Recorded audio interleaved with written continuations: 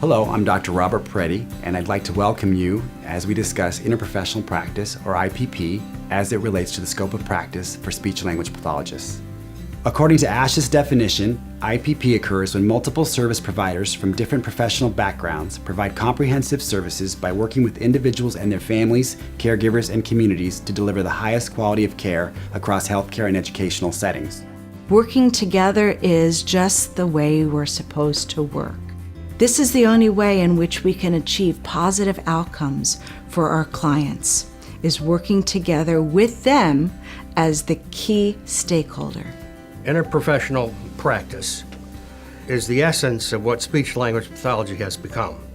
We don't work in isolation anymore. Our 2016 scope of practice for speech-language pathologists includes information on interprofessional collaborative care.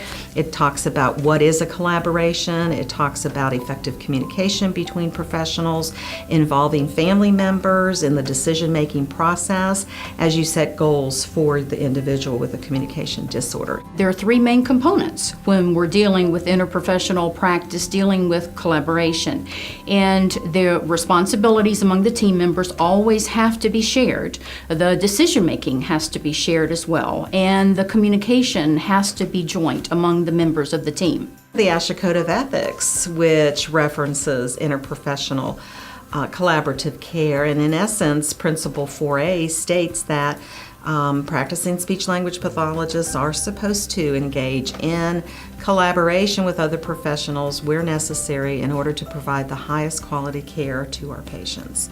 Interprofessional practice supports the speech-language pathologist's scope of practice in various settings, including school, medical, and private practice. Within these collaborations are many different service providers cooperating together for the benefit of the client. So whether it's direct intervention treatment, as we say, or whether it's family support or support groups or community education activities, we're doing this as a team so often. Intercommunication is really critical, not only on paper, on the computer, but to get to meet people and know these practitioners that refer to you and you work with. Networking, while it takes time out of a busy practice day, is imperative in terms of reaching out to other professionals and sharing that information right up front or asking for it. We often get caught up in, I believe, that it's the idea that we don't have enough time to do that. In retrospect, it actually takes more time to obtain that information individually, repeatedly, than it would for a simple phone call or an electronic request for records.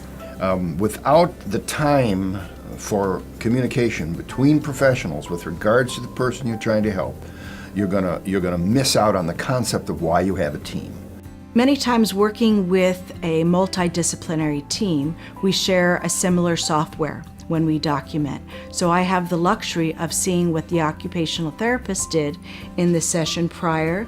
I get to see what physical therapy wants to work on in goals, and therefore we could have a nice overlap and to follow through if someone's being consistent with their therapy plan.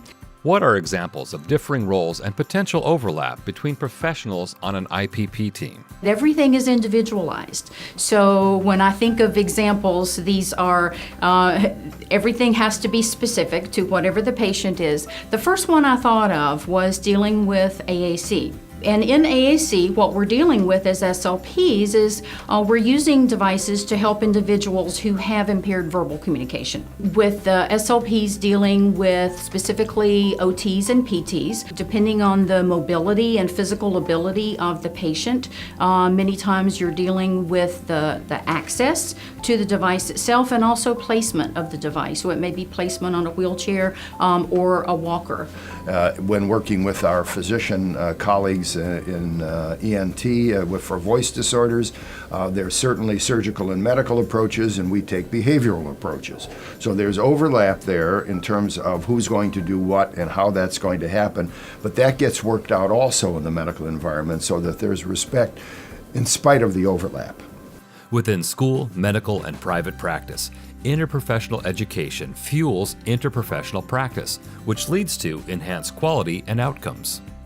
As of August 1st, 2017, the Council for Academic Accreditation for Programs in Speech Language Pathology and Audiology has actually added a new standard of knowledge and skills outcomes specifically related to interprofessional education and interprofessional collaborative care.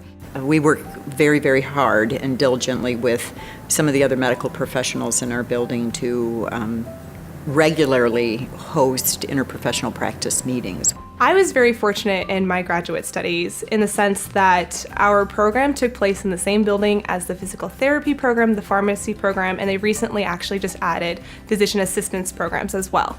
And because of this, we all got to see what all of the other students were going through in their training, and we had, going in, I think, very narrow ideas of what these professions did, but by interacting with them at the coffee machines every day and seeing all the stuff they were studying, we got a really interesting perspective on what these disciplines have. I believe that when our students go out and are placed in practicum sites, that they then give the professional who is their mentor the opportunity to see something they may have not received in their educational training and open a door and an invitation to practicing interprofessional relationships and networking for the benefit of the patient. So, why does interprofessional practice work? We can't just look at our students or our clients through just one single lens. You know, the magic doesn't happen in 30 to 60-minute increments in the therapy room. Really what we need to be doing is considering all of the needs that this client has to be successful in their everyday life and consider all of those aspects. And in order to fully understand what our clients need, we need to consider the perspectives of other disciplines. We wouldn't think of moving any further unless we had their opinion, their input, so that now patients get the benefit of a number of experts who have tremendous information. And that explosion of information in each of these specialties has benefited the patient, because now you're not seen by just one or two or three people. And when you see that happen on a great team, like our cleft palate team, because we have the right people, the right personalities, we have the institutional support for it. Before, we didn't have all those factors. It's really important when we work with team members, because when we look at the client, we're looking at the whole person, and we really shouldn't be working in isolation. We need the other disciplines to support us, to help us, to give us references and additional advice. Again, we can't do this job alone, and we look at what's the best way to serve someone, and to me, it's working on an interdisciplinary team.